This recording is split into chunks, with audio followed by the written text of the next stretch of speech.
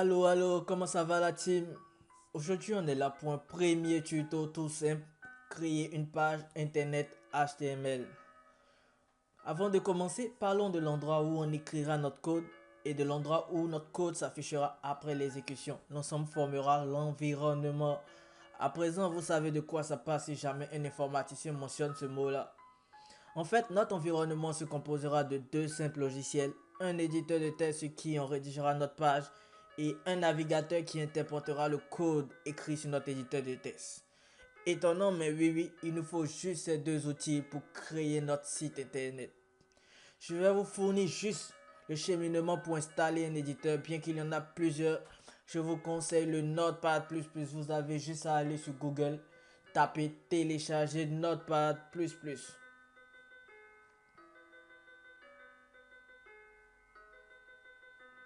Moi, je choisis ce lien-là, puis cliquez sur Download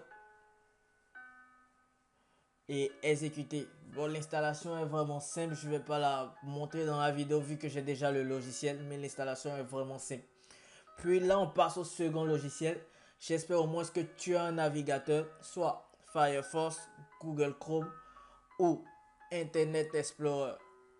Tape juste l'un de ces noms dans ta recherche, démarrer, tu verras, il apparaîtra.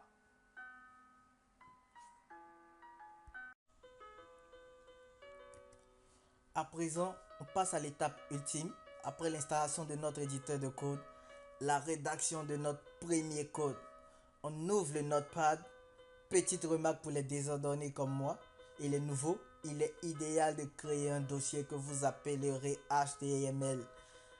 J'ai un tas de dossiers par contre, je vais donc créer un dossier web dans lequel je vais mettre mon dossier HTML.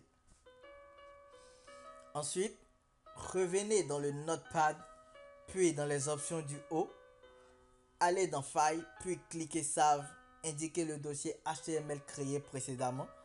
Une fois là-bas, on donne le nom qu'on souhaite à notre fichier. Moi, je l'appellerai page et on ajoute l'extension .html.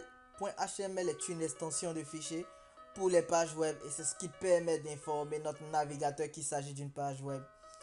Donc au final, on aura page.html. On vient de franchir une étape importante l'équipe. Une fois l'enregistrement fait, on retourne dans notre Notepad et on va maintenant passer aux choses sérieuses. Dans le Notepad, écrivez deux paragraphes. Moi, j'écrirai pour mon premier paragraphe, j'apprends du HTML avec ma team. En deuxième paragraphe, on évolue très bien. On apprend avec la peur et les blagues. Vous avez terminé, tapez CTRL plus S ou allez dans les options du haut, File, puis Save. Il faut toujours enregistrer suite à une modification. Allez dans Run, puis Launch in Firefox ou Launch in Internet Explorer ou Launch in Google Chrome. Et bim, là vous voyez tout ce dont on a écrit s'afficher dans le navigateur. Mais gros problème, la page internet n'est pas correcte. On a juste une ligne. Puis certains mots se présentent sur des caractères bizarres qu'on n'a pas écrits.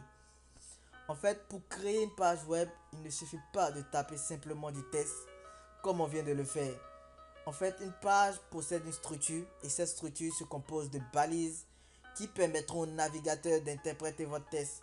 Exemple, ils lui diront va à la ligne, change la couleur du texte. Alors on revient à notre notepad. N'effacez pas votre texte. Allez juste vers le haut et faites comme moi. La structure d'une page web HTML présente des balises nécessaires. Premièrement, la balise HTML qui s'ouvre et se ferme et qui est censée contenir toute votre page. Petite remarque, la fermante possède un petit slash à ne pas oublier. Ensuite, à l'intérieur, on introduit une balise head qui sert à fournir des infos sur le titre et l'encodage de la page. Elle s'ouvre et se ferme. Une troisième balise est le body qui est censé contenir tout ce dont nous écrivons dans notre fichier. Elle s'ouvre et se ferme aussi. Vous vous demandez pourquoi je répète balises qui s'ouvrent et qui se ferment. Plus tard, on verra que toutes les balises ne se ferment pas. Ah, ces informaticiens. Ensuite, on copie ce dont on avait écrit entre les balises body. Donc, nos deux paragraphes seront entre les balises body. Une fois fait, on essaye une exécution. Bam, là on constate que rien n'a changé, c'est normal. Il nous manque encore des données, réglons le problème comme des informaticiens. Au-dessus de la balise HTML, faudra ajouter une autre balise appelée le doctype. Faites comme je l'ai écrit, écrivez-le comme je l'ai écrit. En fait, c'est une balise pas comme les autres. Elle certifie juste qu'il s'agit d'une page web HTML. En deuxième position, pour corriger les caractères bizarres, rendez-vous dans la balise head. Ajoutez le métachassis UTF-8. Ne te casse pas la tête à comprendre, écris-le comme je l'ai fait. Elle résout les problèmes de caractère.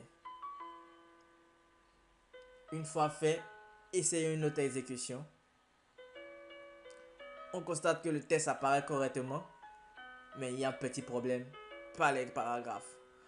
Alors, demi-tour encore dans le notepad.